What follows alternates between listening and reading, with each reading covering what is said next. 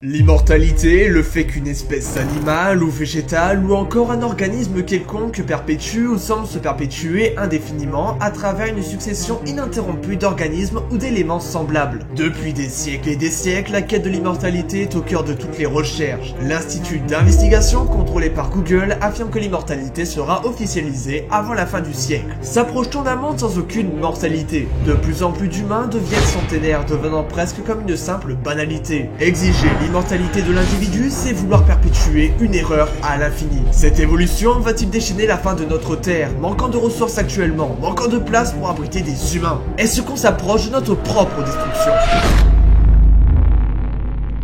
Dans notre monde, il existe une seule et unique espèce ayant le don d'être immortelle. Cet animal intrigant est une méduse appelée le Turritopsis nutricula, appelée aussi la méduse immortelle. Cette incroyable bestiole mesure même pas 5 mm, donc c'est un zoophyte marin vraiment minuscule, vivant dans la mer des Caraïbes. Or, depuis plusieurs années, on découvre des multitudes de méduses invulnérables dans tous les coins d'eau du monde. Ainsi, cette méduse aurait la capacité de remonter le temps, en passant d'une phase de vie avancée à une phase de vie plus jeune, par des mécanismes d'adoptose bloquée et de transdifférenciation, reconfigurant ainsi ses ostéocytes défaillantes en cellules neuves et parfaites. La particularité de cette espèce, c'est que le processus peut s'inverser au crépuscule de sa vie, ou en cas de blessure, ce qui le rend théoriquement immortel. Par le processus de transdifférenciation, les cellules reviennent à leur état primitif. La méduse redevient une polype, puis elle se transforme, et ainsi de suite. Comme si un papillon redevenait une chenille, ou que l'homme rajeunissait. Cette espèce de méduse a été découverte en 1988. Or, elle ne suscitait pas vraiment la controverse. Les scientifiques la jugeaient trop primitive et trop éloignée de l'homme. Pourtant, en 1996, les scientifiques ont vraiment compris ce qu'il se passait et ont découvert toutes ses capacités en analysant une de ces espèces. Nous savons décoder nos gènes depuis 2003 et nous possédons plus de 21 000 gènes. Grâce à la transgénèse, il serait tout à fait possible d'isoler le gène de la méduse immortelle offrant le don de l'immortalité, soit d'inverser le processus de transdifférenciation. Et ceci est tout à fait possible. Les scientifiques par exemple ont réussi à isoler une protéine chez la méduse et à rendre des chats fluorescents dans le cadre de la recherche sur le VIH ou le virus de l'immunodéficience. Ce talent de cette méduse peut-elle être transféré chez les hommes? Le scientifique Shingu Bota n'a pas encore percé les secrets de l'immortalité de la méduse. Selon lui, ce processus peut s'apparenter à une forme de clonage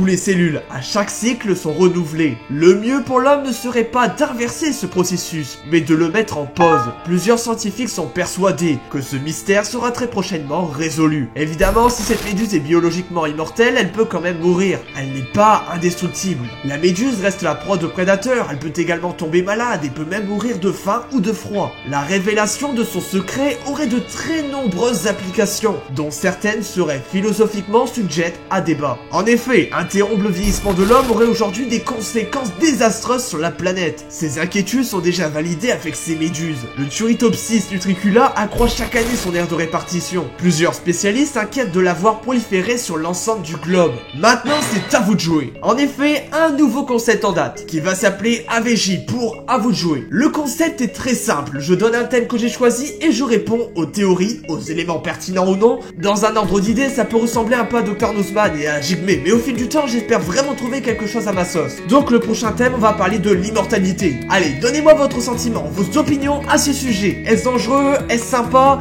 Donnez-moi votre avis en commentaire. D'ailleurs, vous n'êtes pas obligé de parler de la méduse immortelle. Ça serait même plus sympa qu'on évoque une orientation totalement différente de l'immortalité. Donc voilà, maintenant c'est à vous de jouer. On se retrouve dans les commentaires. Abonnez-vous et likez aussi parce que c'est très bien pour mon bonheur personnel. Donc allez, à plus les gars.